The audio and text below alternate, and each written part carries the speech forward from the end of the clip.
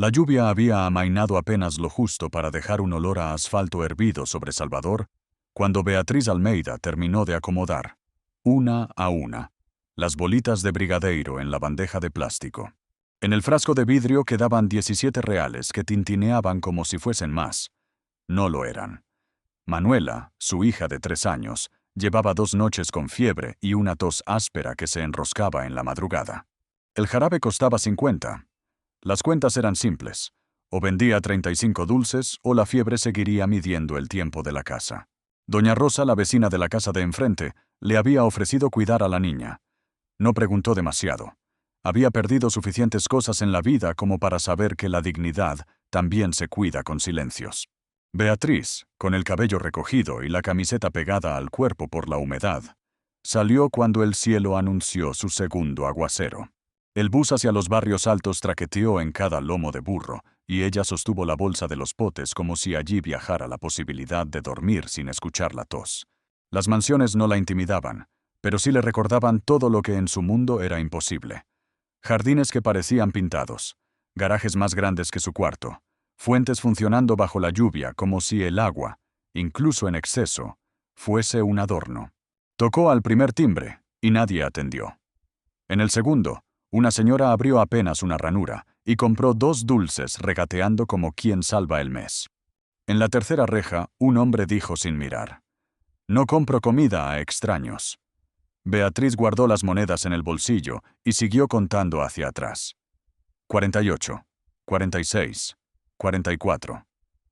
Frente a una verja de hierro labrado, tocó el botón y escuchó un timbre que no chirriaba, cantaba.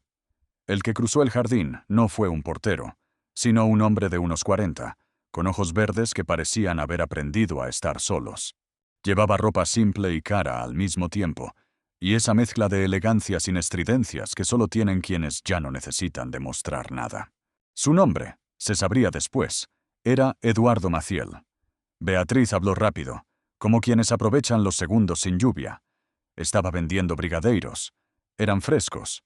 Los había hecho de madrugada. No pidió entrar. Pidió que probara uno.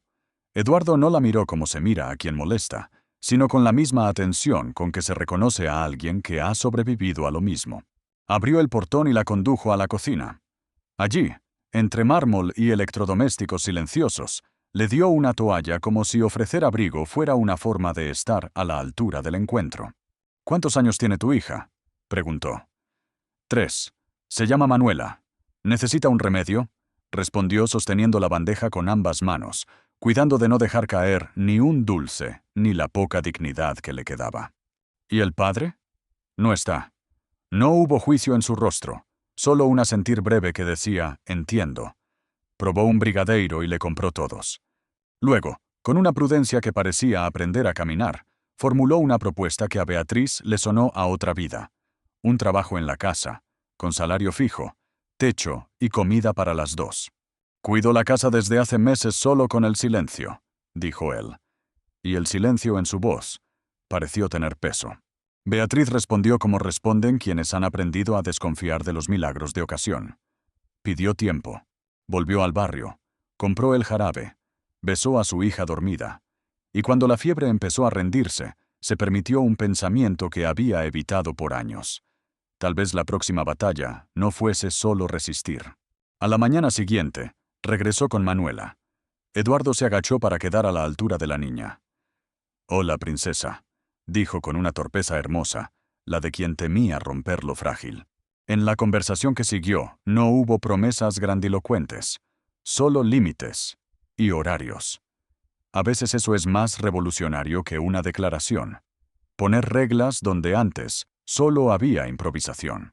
Esa tarde, de regreso, Beatriz miró su cuarto, la cama estrecha, el frasco vacío, el techo que goteaba cuando la lluvia no pedía permiso. Supo que la decisión ya estaba tomada. No por el mármol ni por la plata, por la sensación inédita de que alguien había visto su esfuerzo sin convertirlo en compasión. A veces los comienzos no suenan a fanfarrias, suenan a respiración honda después de la tormenta. Si esta historia te toca, suscríbete y cuéntanos desde dónde nos escuchas. Tu apoyo mantiene vivas estas historias. El cuarto del fondo que Eduardo les preparó no era grande, pero tenía lo indispensable. 2 camas, una mesa pequeña, una ventana con vista a un jardín prolijo y un perchero donde colgar por fin la ropa sin que oliera a humedad. Manuela rebotó en su propia cama como quien encuentra un trampolín en medio del mundo. Beatriz rió por primera vez en días, menos por el colchón y más por esa risa que le recordaba que todavía podía. La casa, sin embargo, imponía respeto. No por la riqueza, sino por la quietud. Era un lugar habituado a los ecos sin respuesta. Beatriz reconoció ese tipo de silencio, el que suena limpio y duele hondo. En la cocina, empezó su rutina con una disciplina que había aprendido de su madre. Café a las 6, pisos a las 8, ropa lavada antes del mediodía, comida a la 1. Cuando Eduardo bajaba, ella ya tenía sobre la mesa la taza de siempre. Él la tomaba con una gratitud contenida, como si agradecer demasiado fuese romper algo. No conversaban mucho, pero había gestos que la narración no necesita explicar. El modo en que él dejaba caer una servilleta para que Manuela pudiese recogerla sin ayuda. La paciencia con que respondía a ese rosario infantil de ¿por qué? La manera en que trataba de no mirar demasiado y, sin embargo, miraba. Beatriz puso condiciones desde el principio. Manuela seguiría en la guardería pública. Los fines de semana serían para ellas, sin tareas en la casa. Y no habría confusiones. Era un trabajo, un techo, un trato. Eduardo aceptó sin enmiendas, como si, al fin, alguien le hubiese dictado reglas que deseaba obedecer. Por las tardes, cuando él regresaba, la casa dejaba de ser un mausoleo. No era que sonaran risas. Era que empezó a oírse la vida, que es distinto. En ese aprenderse los ritmos, Beatriz descubrió detalles que decían más que una biografía. Eduardo comía poco, pero guardaba para el día siguiente el pan que le gustaba. Usaba una taza blanca común en una cocina llena de porcelanas. Limpiaba, a escondidas, una casita de muñecas del jardín con el mismo cuidado con que otros pulen un auto antiguo. En esa casita, Beatriz supo, había jugado la hija que ya no estaba. No preguntó. Hay ausencias que se honran callando. La confianza no llegó en un día. Llegó en una colección de pequeñas escenas. Eduardo leyendo cuentos torpemente para que Manuela durmiera. Beatriz agregando una cucharada de azúcar a un café demasiado honesto.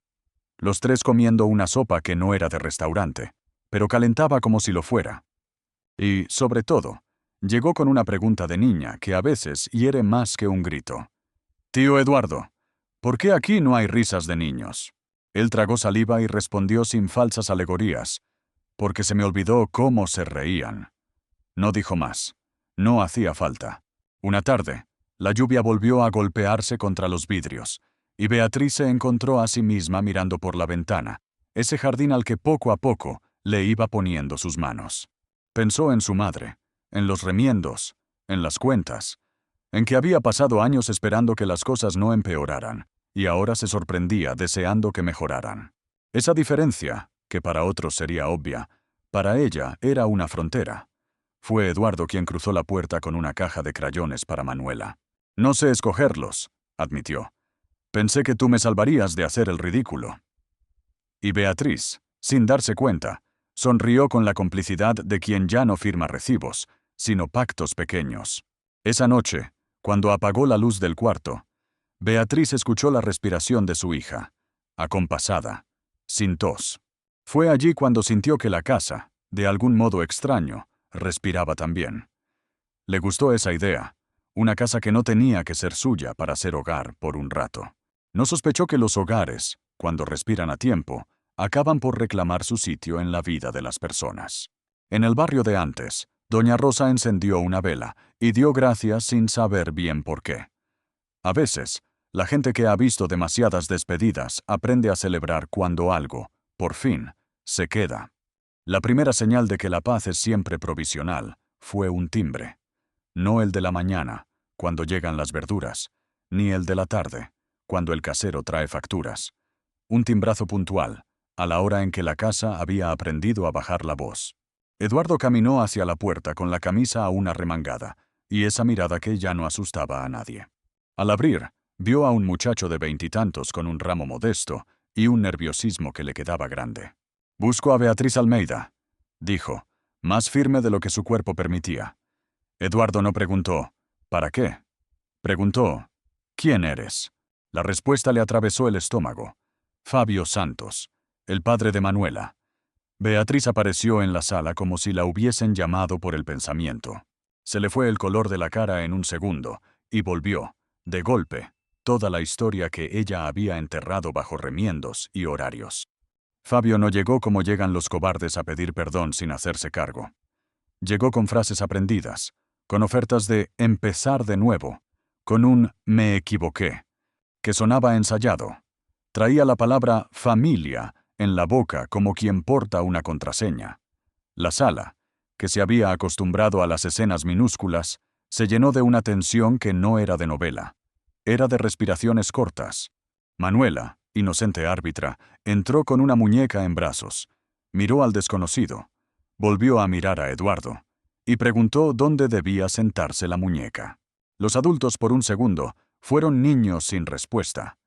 Beatriz hizo lo que hacen las mujeres que crecieron rápido. Puso reglas.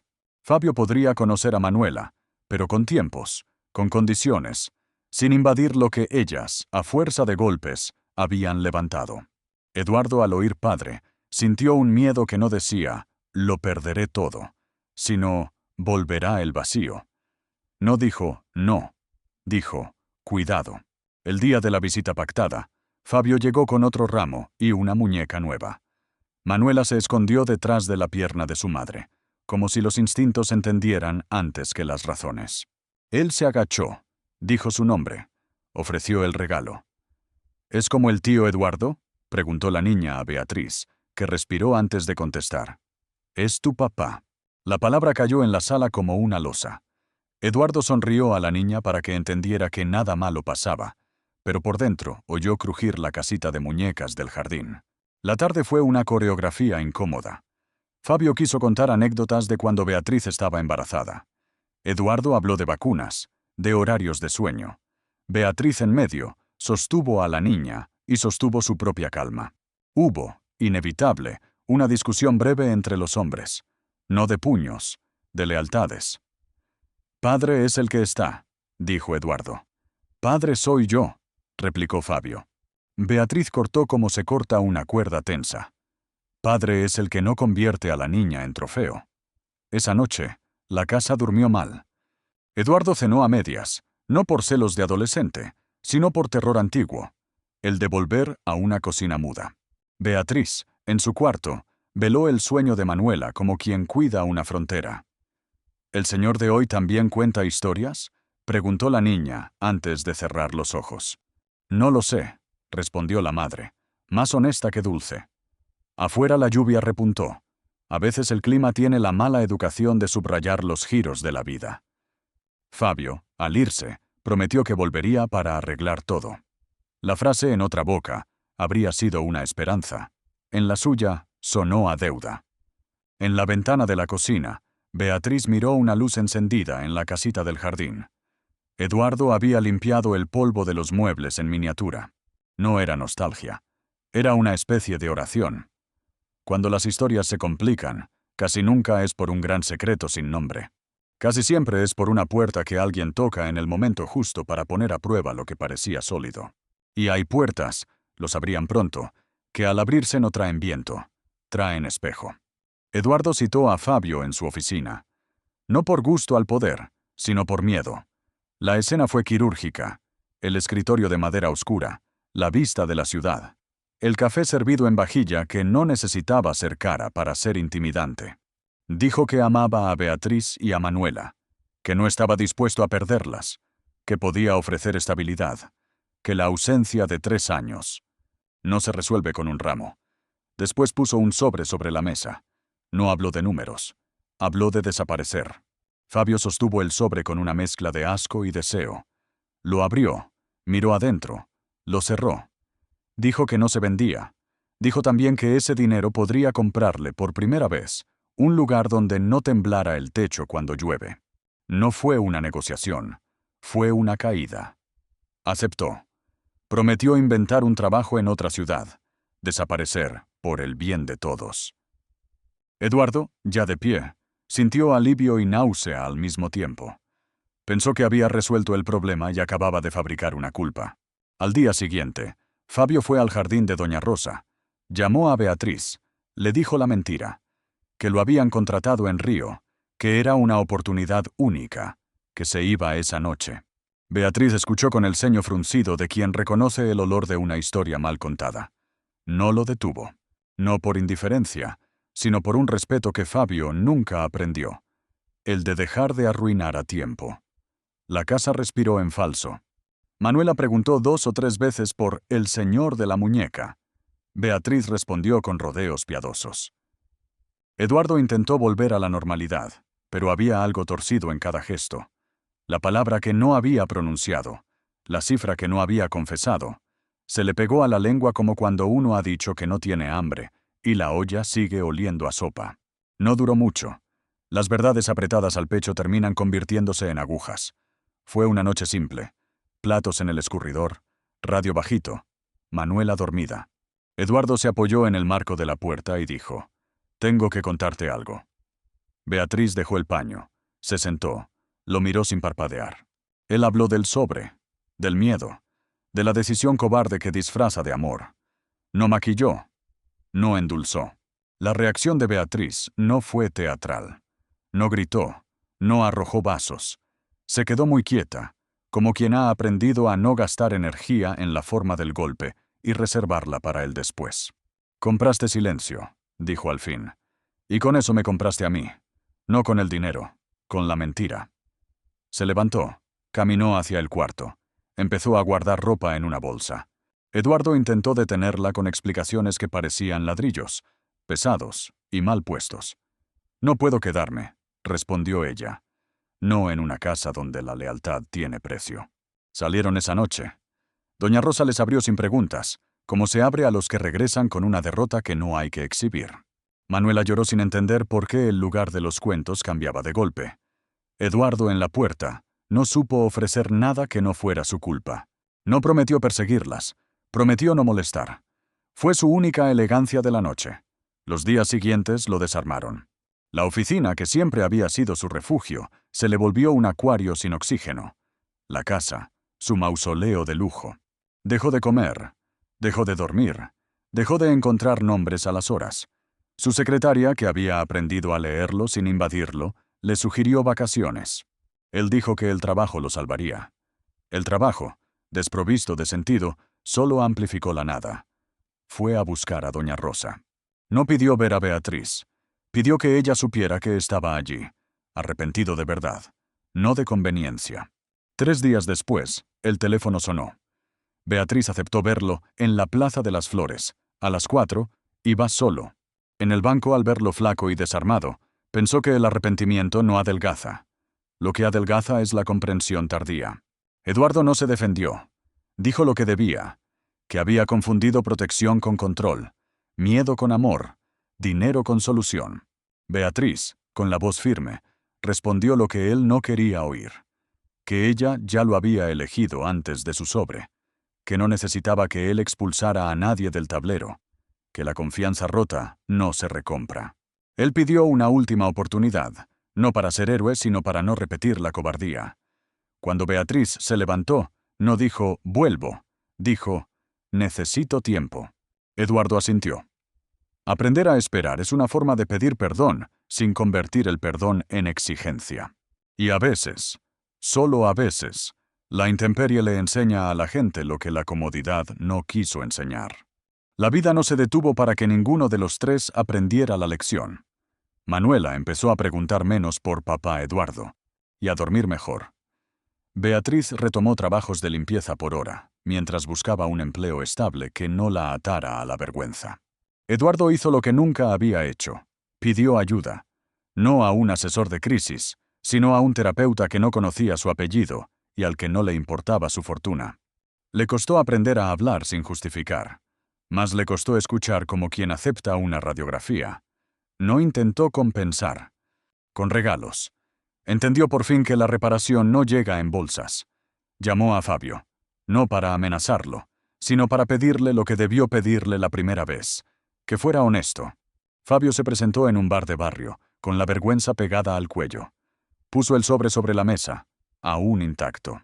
No pude gastarlo, dijo. Y la frase fue la primera verdad limpia que pronunció en años.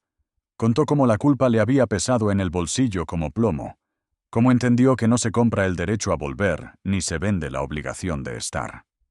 Eduardo escuchó en silencio.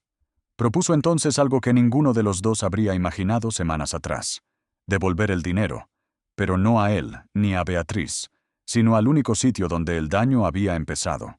Una cuenta a nombre de Manuela, administrada por doña Rosa, para cubrir cosas concretas: salud, útiles, guardería, con transparencia y recibos. No era filantropía. Era una forma de quitarle al dinero el hedor que había adquirido. Fabio aceptó. Pidió además lo que hasta entonces no había pedido bien: tiempo con su hija bajo condiciones y sin atajos. Beatriz recibió la noticia con cautela. No aplaudió el gesto. Lo midió. Puso reglas que tenían lógica y dignidad. Visitas en la plaza. Nada de la noche a la mañana. Y un calendario que se cumpliría aunque lloviera. A Eduardo no le dio entrada. Le pidió espacio y silencio, dos cosas que él al fin aprendía a conceder. El hombre que había creído que amar era resolver, practicó la tarea más difícil. Amar es a veces hacerse a un lado. Cada uno empezó a ocupar su sitio. Fabio, despojado del sobre, se presentó puntual a las tardes de plaza con cuentos torpes y manos limpias. No forzó abrazos, esperó a que Manuela eligiera. Beatriz lo observó con el ojo entrenado de quien ha visto prometer y fallar. Aprobado condicional. Eduardo, por su parte, visitó a doña Rosa de cuando en cuando, no para insistir, sino para saber si necesitaban algo concreto: arreglar una puerta, llevar una receta, cambiar una bombilla. A veces, la dignidad se demuestra haciendo cola en el centro de salud sin pedir trato preferencial. Un domingo, Manuela dibujó 3 casas unidas por puentes de colores. Esta es la de la abuela Rosa, esta la de mamá, esta la de tío Eduardo, explicó. ¿Y los puentes?, preguntó Beatriz. Para ir sin perdernos, dijo la niña. La respuesta no fue una metáfora. Las niñas no piensan en metáforas. Fue un mapa. Beatriz lo guardó en el cajón con papeles importantes. A veces el futuro se escribe con crayones. Eduardo no pidió ver a Manuela a solas. Le escribió una carta que entregó a Beatriz, breve y sin adornos. Perdón por haber querido controlar lo que se cuida. Estoy aquí, con paciencia. Si algún día la niña quiere escuchar otro cuento, sabré leer sin arrancar páginas. Beatriz no respondió. No porque fuese cruel, sino porque la respuesta necesitaba tiempo, no tinta. El día menos pensado, Beatriz lo llamó. No para volver, para conversar. Se sentaron en esa misma plaza donde todo se había desarmado. No te traje para discutir el pasado, dijo ella. Te traje para hablar de límites que no se negocian. Enumeró, sin temblar, lo que esperaba de él si algún día volvía a cruzar la puerta. Honestidad sin heroicidades, presencia sin redenciones caras, respeto por los tiempos ajenos. Eduardo, por primera vez, no prometió más de lo que podía. Aceptó como quien recibe un manual que salvará un aparato delicado. A veces, reparar no es regresar a lo mismo. Es inventar un modo nuevo de estar sin romper. Ese día, ambos entendieron que el amor, si llega, tendría que aprender ese idioma. Pasó un año. No fue un año de «y vivieron felices». Fue un año de agendas con lápiz, de llamadas breves, de visitas a la plaza, de cumpleaños con torta comprada entre varios, de mochilas con nombre. Fabio siguió cumpliendo, sin fuegos artificiales. Beatriz consiguió un empleo fijo por horas en una escuela infantil y comenzó, a paso de hormiga, la carrera de pedagogía por las noches. Doña Rosa, con su paciencia antigua, se volvió el centro de una constelación extraña y eficiente. Eduardo redujo su presencia sin desaparecer. Cambió el auto grande por uno sencillo, no por gesto político, por sentido. Aprendió, casi con vergüenza, a hacer colas. Dejó de evitar la casita de muñecas y un fin de semana la reparó con Manuela. La niña pegó una ventana chueca y él decidió dejarla chueca a propósito. «Así me gusta», dijo, para acordarnos de que lo torcido que se sostiene también es casa. Un día, Beatriz lo llamó. «Ven con nosotros a la feria del libro», pidió, como quien tiende un puente y observa si el otro sabe cruzarlo sin correr. Fueron los tres, y compraron un libro de cuentos breves. Esa noche, en el cuarto de doña Rosa, Manuela eligió que lo leyera Eduardo, mientras Beatriz escuchaba detrás de la puerta. No fue una ceremonia. Fue una escena pequeña, preciosa por la falta de dramatismo. Lo inesperado no llegó como una boda, sino como una decisión sin espectáculo. Beatriz propuso un noviazgo con fronteras. No mudarse, no confundir roles, no firmar papeles por prisa. Si esto crece, dijo, crecerá despacio y de cara a la niña. Eduardo aceptó con alivio. Había entendido que su manera de amar tenía que aprender la gramática del ritmo ajeno. Una tarde de lluvia, similar a la de aquel primer día, Manuela tuvo otra fiebre. No grave, la suficiente para reactivar fantasmas. Eduardo llegó con el termómetro y un caldo. Fabio trajo un paraguas roto, y la torpeza hermosa de quien está aprendiendo. Beatriz, agotada, se sentó en el borde de la cama y miró a los dos hombres. No vio un duelo. Vio por fin una suma. «Gracias», dijo, y en esa palabra hubo más paz que en cualquier promesa. Semanas después, Beatriz recibió un sobre. No tenía dinero. Tenía el recibo de la cuenta de Manuela con los gastos justificados y el saldo exacto. Lo firmaban Fabio y doña Rosa. Al pie, una nota. Para que el dinero sea lo que debe ser. Herramienta, no arquitectura. Ella sonrió. Habían entendido. Llegó el día de la función del jardín. Manuela salió al escenario con un sol de cartón colgado del pecho. Buscó con la mirada en el público y encontró, en la misma fila, a su madre, a doña Rosa, a Fabio y a Eduardo. Levantó la mano y señaló el dibujo que había hecho para la cartulina de la clase. 3 casas unidas por puentes de colores. Y encima, una palabra que la maestra no quiso corregir. Nosotras. Nadie en la sala supo leer el puente. A ella le alcanzó con verlo. Esa noche, en la puerta de la casa de doña Rosa, Beatriz y Eduardo se quedaron unos minutos bajo un alero que goteaba. No hablaron de fechas ni de nombres. Hablaron de seguir. «No sé si habrá boda», dijo ella, «pero sé que hay un tipo de lealtad que no cabe en un anillo». Eduardo asintió. A veces, los finales que valen la pena no son los que cierran, son los que dejan una mesa puesta. Antes de dormir, Beatriz abrió una cajita donde guardaba cosas que no son de valor, y sin embargo, valen. La pulsera de hospital de Manuela, un boleto de bus, el dibujo de los puentes. Añadió una tarjeta pequeña que Eduardo había dejado sin firma. «No vuelvo a resolverte la vida. Prometo acompañarla». La guardó con cuidado, no como promesa de él, sino como recordatorio propio. Aceptar compañía sin perder el paso también es una forma de fuerza. La lluvia siguió su curso. Dentro, la niña respiró parejo. Doña Rosa apagó la luz del pasillo. Fabio envió un mensaje. «Llegué bien». Eduardo, en su cama, leyó 2 páginas del libro y se quedó dormido sin oír el final. Beatriz cerró la ventana y pensó, no en milagros, sino en la tarea artesanal de sostener lo que importa. Si alguien hubiera pedido una moraleja, no habría una sola. Tal vez, apenas, estas 3. Que el amor sin respeto se parece peligrosamente al control, que el dinero sin ética huele a moho aunque esté limpio, y que la familia, cuando es verbo, conjuga mejor en plural. Y sí, llovía como aquella vez, solo que ahora nadie tenía prisa por guarecerse, porque, de algún modo, habían aprendido a mojarse sin enfermar, a dejar que el agua lave, sin borrar lo que los trajo hasta aquí.